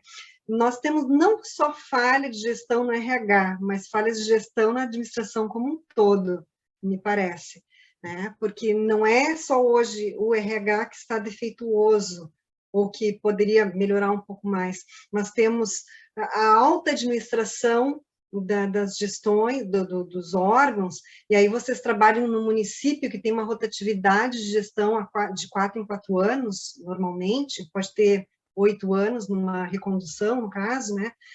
Mas normalmente o chefe máximo de você, dos servidores do município de Porto Alegre, tem uma recondução, e com isso, muitas vezes, os cargos de liderança, que são os cargos de confiança, os cargos que entram ali na administração em postos de alta gestão, muitas vezes não consegue compreender o funcionamento do órgão público. Então, por isso que eu falo e eu insisto que a gente tem que sair da zona de conforto do direito e do próprio conhecimento que a gente tem, só saindo desta área para ir para a área da saúde, de outras áreas também, do conhecimento humano, para tentar compreender onde estão essas deficiências. Né? Mas quem pode falar sobre os problemas de gestão de RH são aqueles que estão ali há muito tempo. Não estou querendo dizer que uma pessoa que está ali na chefia, que é um cargo comissionado, não vai saber lidar com aquilo ali. Pode ser uma pessoa hiper preparada e que saiba lidar muito bem. Mas tem que ter uma história, tem que compreender o funcionamento da gestão, essas disfuncionalidades que existem. Porto Alegre teve um estudo, dentre aqueles estudos que eu localizei para fazer os meus históricos ali de pesquisas, né, de afastamentos do trabalho, teve um de Porto Alegre, acho que era 2004, 2005, que foi feito este levantamento. Não encontrei estudos posteriores, né? Então é algo que tem que dar continuidade, sim. Não é algo que fez naquele momento ali, né, eu descobri isso aqui, pronto, está resolvido, está aqui o problema. É algo que tem que ter continuidade. Nesse capítulo do livro da saúde mental. Tem um exemplo, e por isso que eu busquei esse pessoal de Santa Catarina, porque no executivo, no Poder Executivo do Estado de Santa Catarina, eles desenvolveram um programa de saúde ocupacional que faz esta integração com as áreas, com todas as áreas. Então, me parece que falta essa conexão também. Tem que ter um departamento multidisciplinar que saiba do que está falando para dar o treinamento para todas as pessoas e identificar quais são as disfuncionalidades do órgão e das pessoas que estão trabalhando neste órgão. Sim. E aí vai ter o diagnóstico. Sem ter esse diagnóstico, não tem como trabalhar com dados reais, se trabalha com ficção. E aí vão continuar as mesmas mazelas de sempre. Certo. Nós temos também a Janaína colocou, hoje os gestores, líderes de equipe estão sendo treinados para acolher a equipe, mas esses gestores não têm acolhimento por parte da gestão superior.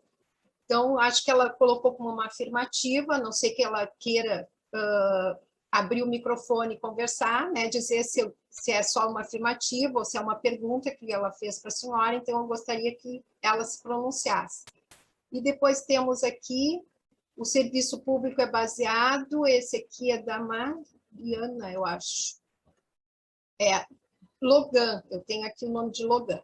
Serviço público é baseado em líderes que comandam através da hierarquia, através do poder e não autoridade, onde este primeiro é imposto pela força do cargo ou da função, e não pela autoridade por eles conquistadas. Então, assim foram os pronunciamentos pelo chat. Então, se o pessoal puder levantar a mãozinha para a gente poder ver quem gostaria de fazer uma pergunta para a doutora, fazer algum comentário, está liberado para a conversa. Eu estou carente, gente. Eu falei 1h10, eu tinha combinado com a Ângela que eu ia falar 40 minutos, mas é impossível. É impossível falar, então eu gostaria de ouvi-los, né? Mas trazendo uma questão assim da hierarquia, da autoridade, tem estudos feitos em órgãos de polícia, né? De policiais, militares, civis. Então, esses estudos são muito interessantes também para desconstruir aquela questão de gênero, para ver como a gente não pode pegar um estudo lá e dizer, as mulheres têm muito mais incapacitação para o trabalho porque são mais sensíveis. Bom, mas vai ver o estudo. Ele foi feito em qual população?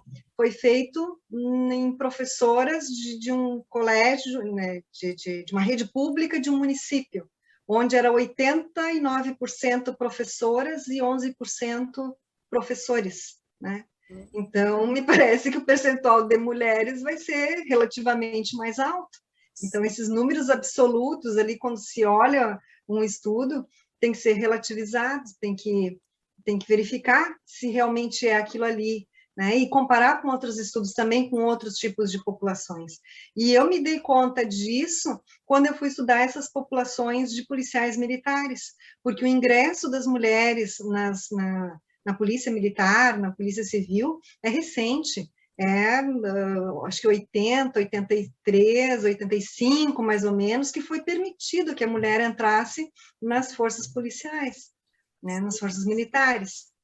Então, a gente vê hoje, eu até fiz um pedido para a Secretaria da Fazenda aqui do nosso estado, para ver a quantidade de servidores que tinha, de homens por gênero, né? Gênero que eu digo ainda binário, homem e mulher, né?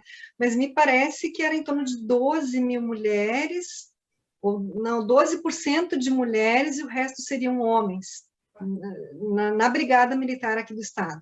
Então, e um estudo dessa população revelou que os homens estariam com mais problemas de saúde mental do que as mulheres. Então, só para terem uma ideia que não é um problema das mulheres, é um problema dos homens e das mulheres. A vantagem das mulheres é que falam e conseguem buscar as técnicas de reestruturação, de recomposição, e talvez sair de uma depressão, de uma ansiedade com terapia, buscar um tratamento mais rápido do que o homem. E aí que está, né? O porquê que as mulheres saem em licença mais do que o homem? Porque as mulheres buscam tratamento. vê que está errado e tentam buscar. E os homens já aguentam ali, não, o homem não pode... E forças militares ainda tem isso, tem o peso. Eu não posso dizer que eu tenho problema depressivo, né? Vou me achar um fraco. Sim. E aí, fraqueza, ser forte. Ser forte é bater o levou. O bater o levou é lá do instintivo. É o pessoal lá do pier, que vai um em cima do outro para sobreviver. Então, muitas vezes, esse líder que está ali agindo e se mostrando forte, na verdade, ele é fraco, porque ele não sabe gerenciar suas emoções. Porque se ele soubesse um pouquinho disso que a gente escutou hoje aqui, né? Onde está a razão ali? E são coisas muito simples, gente. Se vocês forem ler qualquer livro, e não estou falando aqui de autoajuda, estou falando de evidências científicas hoje aqui, né? Mas se forem buscar um livro de autoajuda, a primeira coisa que vão dizer ali, tá com raiva, pensa até 10, respira, respiração. Tem livros hoje que falam muito sobre a respiração, porque a respiração é o único instrumento que nos traz para o presente, né? Porque a mente ela vai para o futuro, vai para o passado, e é difícil estar aqui, difícil parar de pensar. E aí dizem, tem que parar de pensar. Não tem como parar de pensar. Pode reduzir o pensamento, a meditação, né? O mindfulness. Tem muitas empresas privadas que já... A Inglaterra tem um programa público, gente, um programa público, tem um grupo parlamentar que trata de mindfulness, e aqui no Brasil é visto como coaching, como algo não valorizado, né? E na Inglaterra, um grupo parlamentar estuda mindfulness, e já faz mais ou menos 20 anos, e já tem aplicações em escolas, eles começaram aplicando para adolescentes, começaram a reduzir. Hoje, uma criança de 4, 5 anos de idade sabe tudo sobre cérebro límbico, sobre as emoções, e ainda fala para o pai e para a mãe, quando estão brigando no carro, mãe, é o teu instintivo lá, né? É o reptiliano lá que está funcionando. Né? Isso na educação, mas no trabalho, na saúde, nos presos, nos presídios. Então, Mindfulness já tem livros magníficos. Agora eu não me lembro o nome dela, dessa pesquisadora também dos Estados Unidos, da Inglaterra. Daqui a pouco vem na memória, mas ou depois eu mando ali para a Ângela manda para vocês. Mas se pesquisarem no Google, vai ter ali na Amazon, né? Tem um livro Mindfulness, vai ter o nome dessa pesquisadora que é maravilhosa. Tem técnica simples de respirar. E a gente esquece de respirar quando a gente está na zona ali de conflito, o chefe lá brigando e falando um monte de coisa no ouvido da gente não respira, a gente tranca a respiração. E o cérebro precisa de oxigênio, ele precisa oxigenar. Então, contar 1 até 10 é para levar o cérebro para o oxigênio e para tirar do instintivo e do emocional, daqueles cérebrozinhos ali mais instintivos, e levar para o racional. E aí, no racional, depois daqueles 10 segundinhos ali, né, tu já vai estar raciocinando um pouco melhor.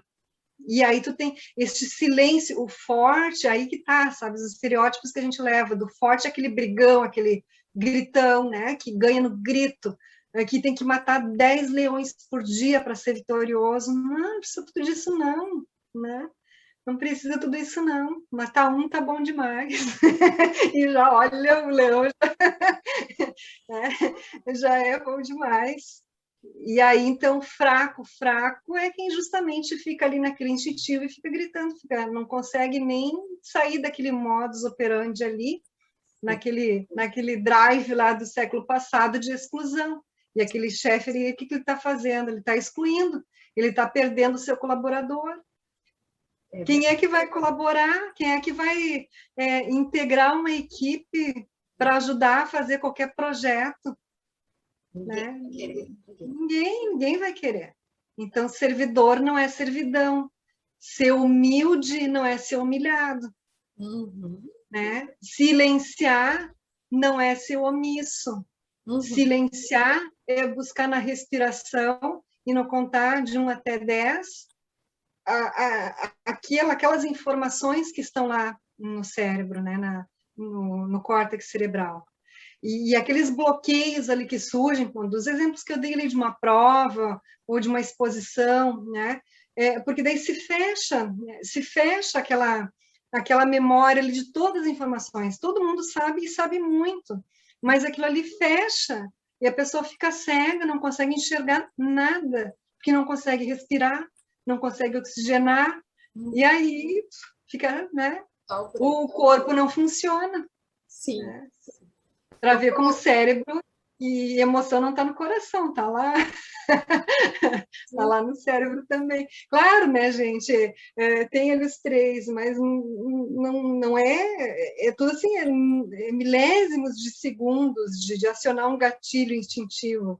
Uhum. Né? E uma pessoa dizer que é racional quando bate, quando vai na porrada, onde é que está o racional? Onde que está o racional, né? Gente. Eu vou pedir para a Sabrina, que ela levantou a mão, doutora, para abrir a câmera e fazer a pergunta para a senhora, então. Estou aqui. Eu sou Sabrina, eu trabalho em escritório de licenciamento, que agora está ligado à Esmamus. Estou na prefeitura há 11 anos já. Não é nenhuma pergunta, na real, é um agradecimento. Assim, achei excelente o que a senhora falou. Acho que essa iniciativa de abrir esse momento para a gente poder falar de emoção, do que a gente está sentindo é bem importante, especialmente nesse período horroroso aí que a gente está vivendo, né? Que eu não chamo mais de quarentena, eu chamo de infinitê, né? Acho que a gente não sei quando é que a gente vai sair disso, né? E eu acho que as nossas emoções de servidor da prefeitura estão muito abaladas também. Falar de mim agora, né? Mas imagino que outros colegas se sintam também, porque a gente, tipo, mudou de secretaria, eu mudei até de prédio, eu chego lá, eu não sei nem quem são os meus colegas, não sabia qual era a minha mesa, né? A gente não conhece nada, então esse período tá muito complicado. Eu tenho buscado pessoalmente esses apoios todos, tenho lido muito sobre inteligência emocional, estou estudando, é um movimento meu. Mas eu percebo também que esses nossos movimentos de nos aprimorarmos não são realmente levados em conta no nosso trabalho, né? Às vezes até são levados em conta de forma contrária, de tipo, ela está mudando, ela está começando a questionar mais, vamos dar uma escanteada nessa aí que ela não está, né? Talvez não esteja sendo interessante.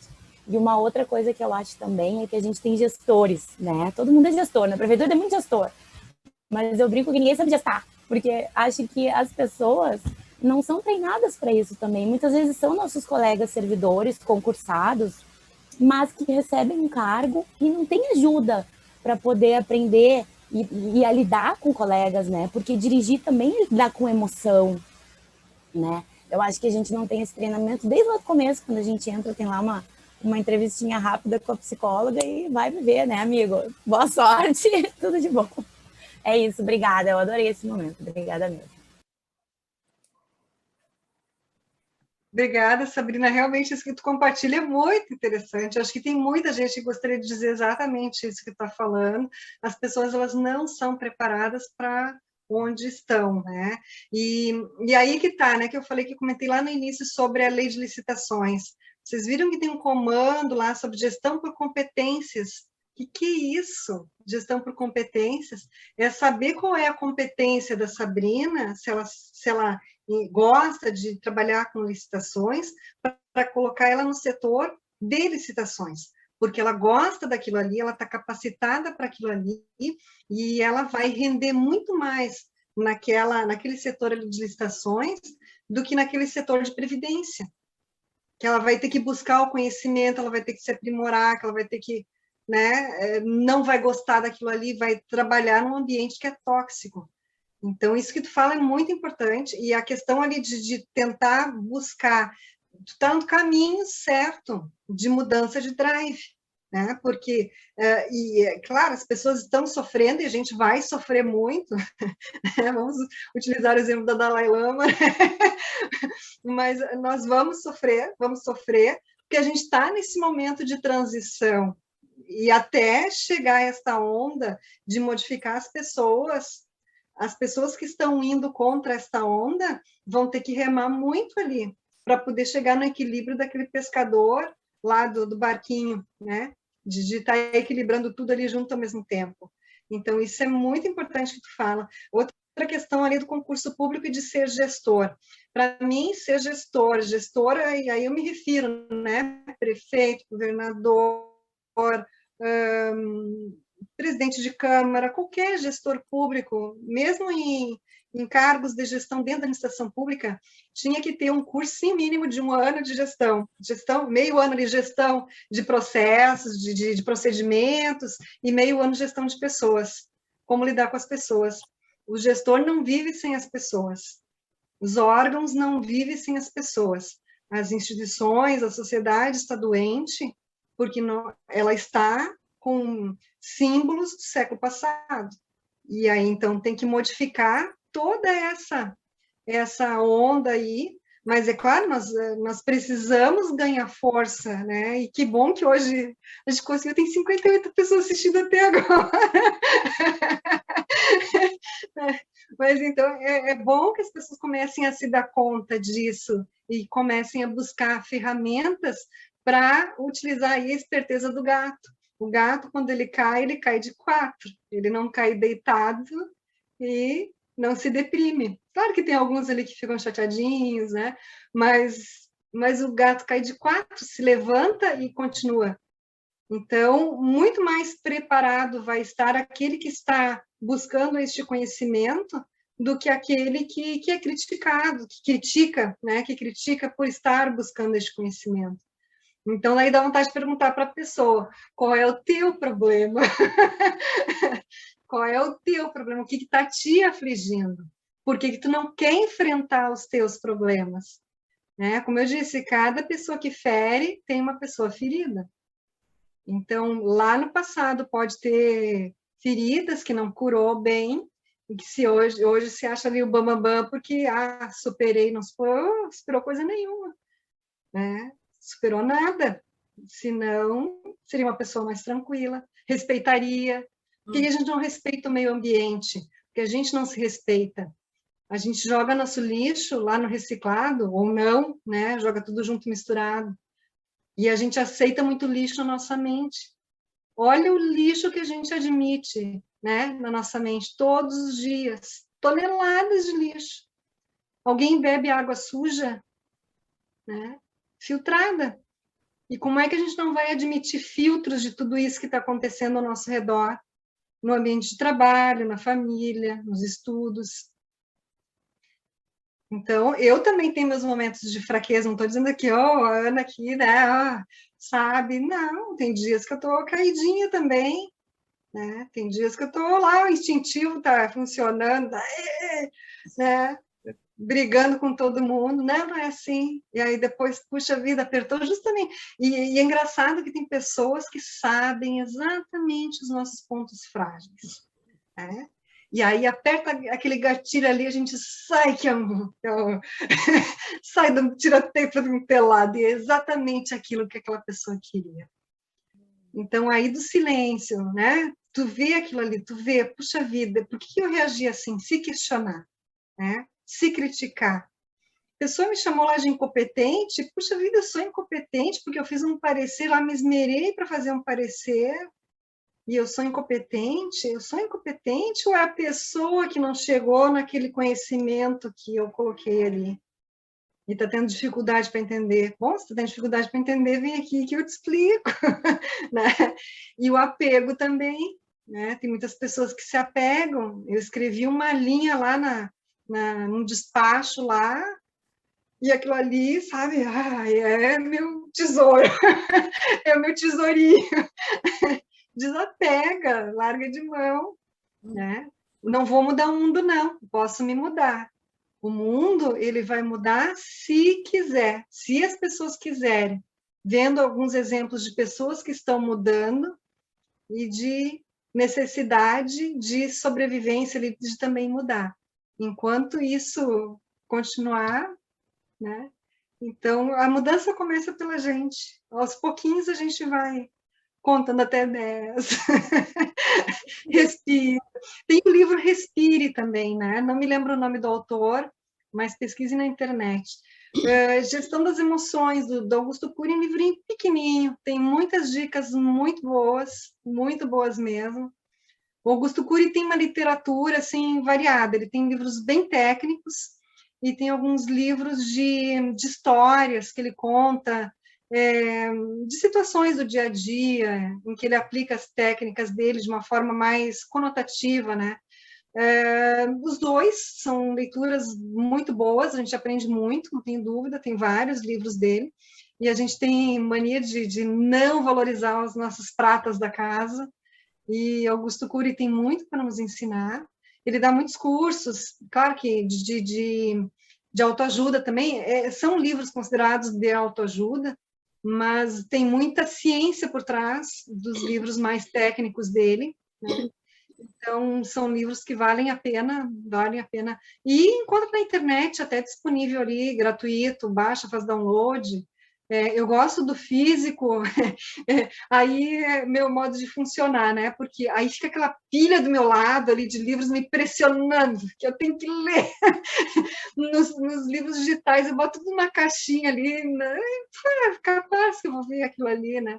Então, eu acabo perdendo. Mas não é a minha forma de funcionar. Então, com aquela pilha de livros do meu lado, e de vez em quando ele, puxa, ele está me pressionando.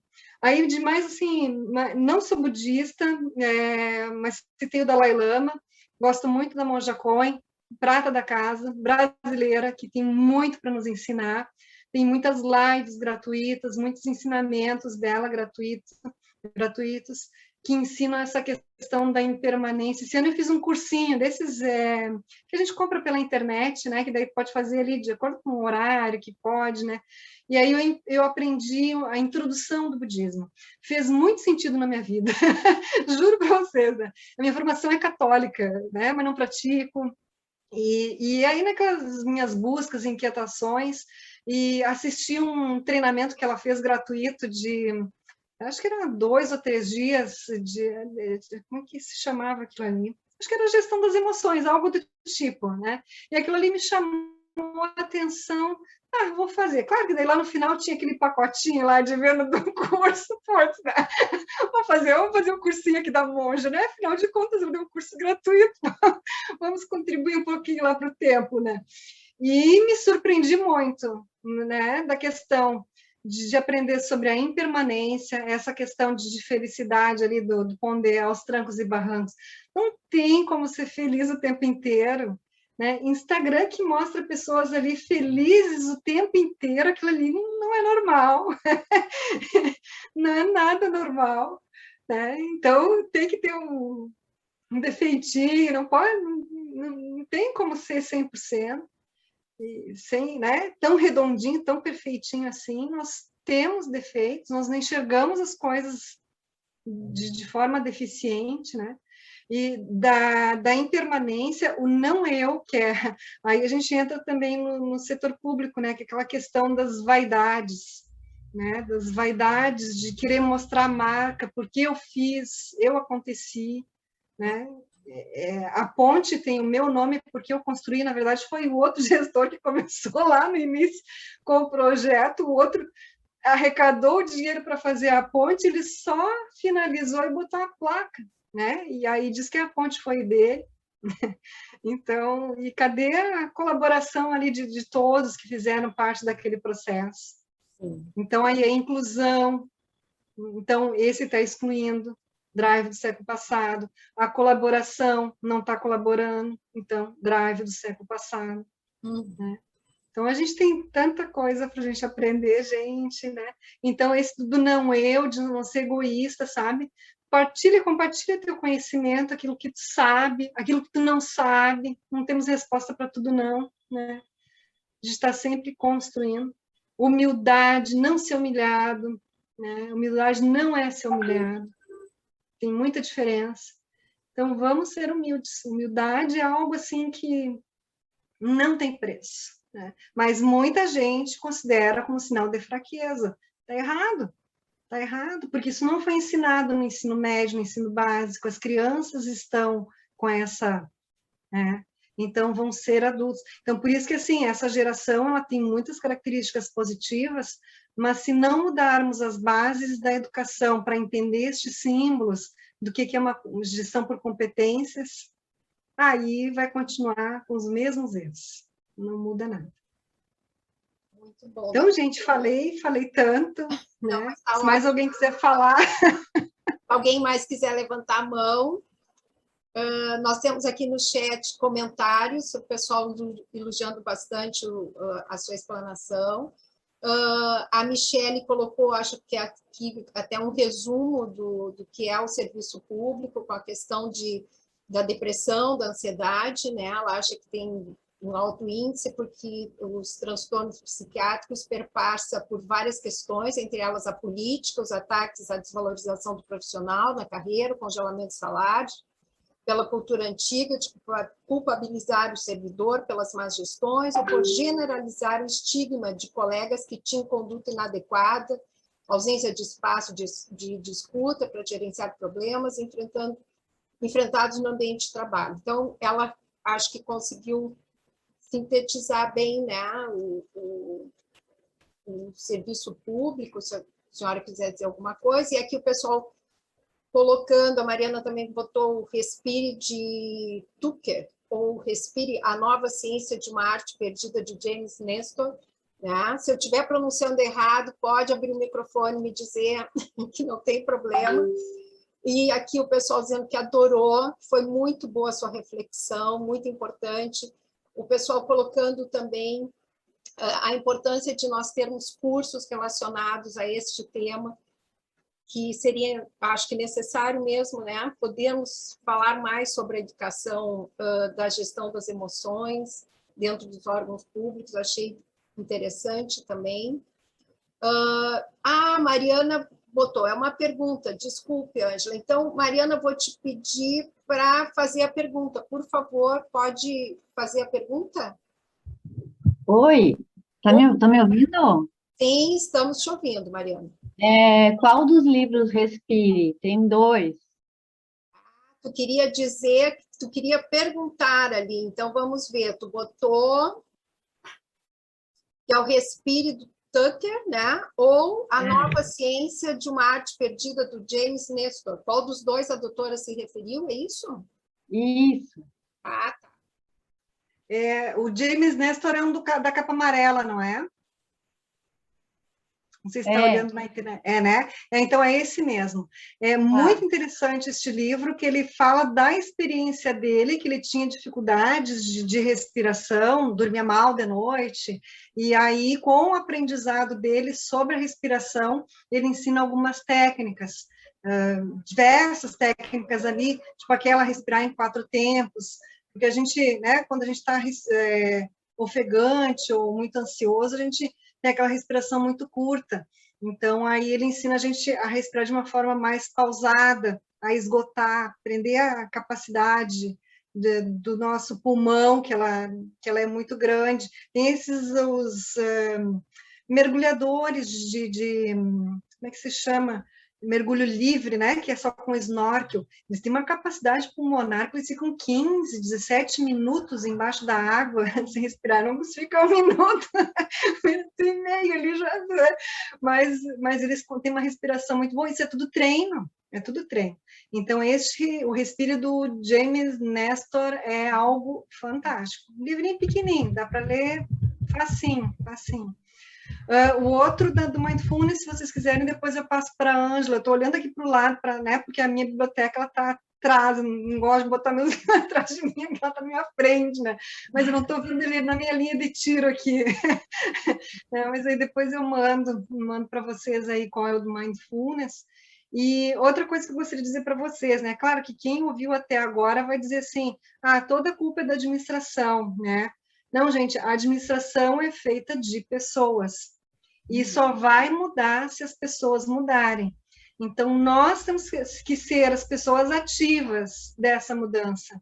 Se nós formos passivos, só esperar que a administração mude, não vai mudar.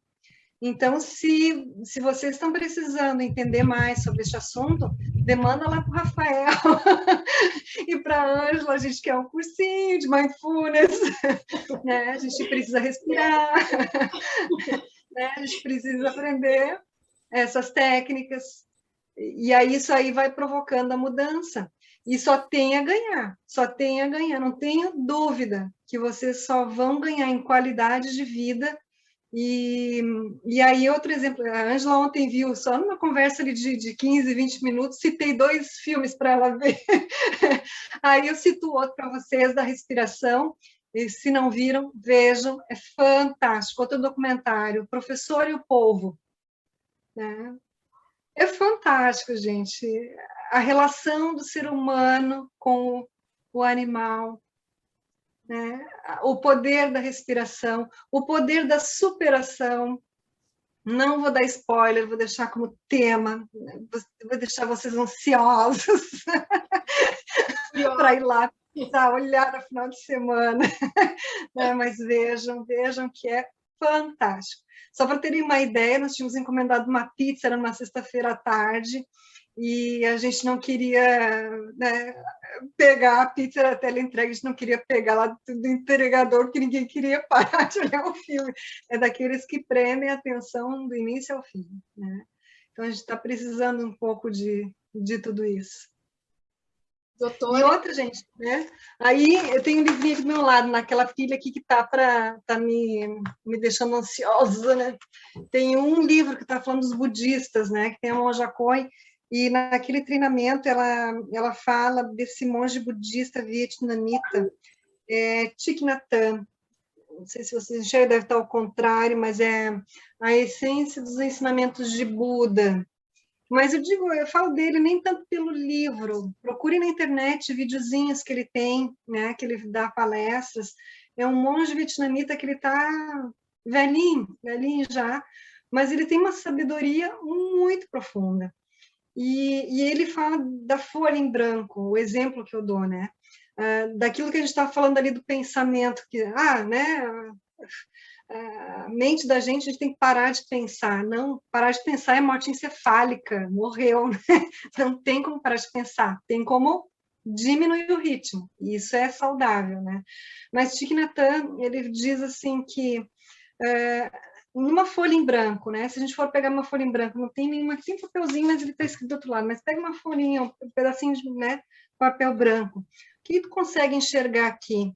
Aqui tem tudo que é não papel, né?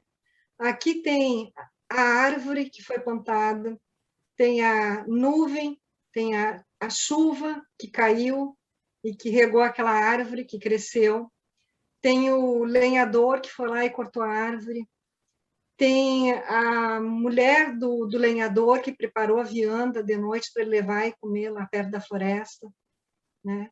Tem o motorista do caminhão que levou essa árvore até a empresa de celulose para fazer o papel. Tem os trabalhadores que fabricaram aquele papel. Tem o motorista do caminhão que levou aquele fardo de papel até o supermercado. Teve aquela procuradora do município de Porto Alegre que fez a licitação e que contratou de uma empresa tantas caixas lá de papel para que toda a procuradoria tivesse papel, né? E aquele papel está sendo escrito num parecer de vocês, finalmente está ali no parecer de vocês.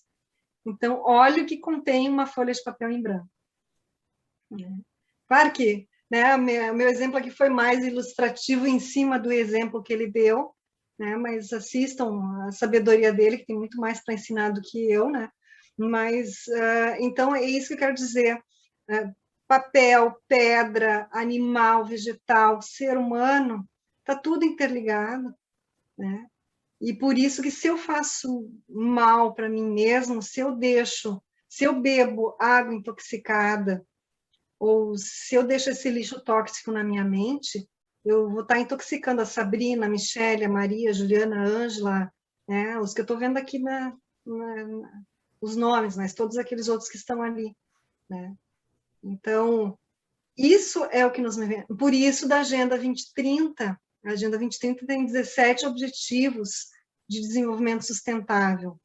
Né? Se vocês já pararam para ler esses 17 objetivos, são 17 objetivos que não são estanques. Um trata de... O primeiro é fome, o segundo o primeiro é a erradicação da pobreza, o segundo é fome, o terceiro é saúde, quarto é educação, redução das desigualdades, compras sustentáveis.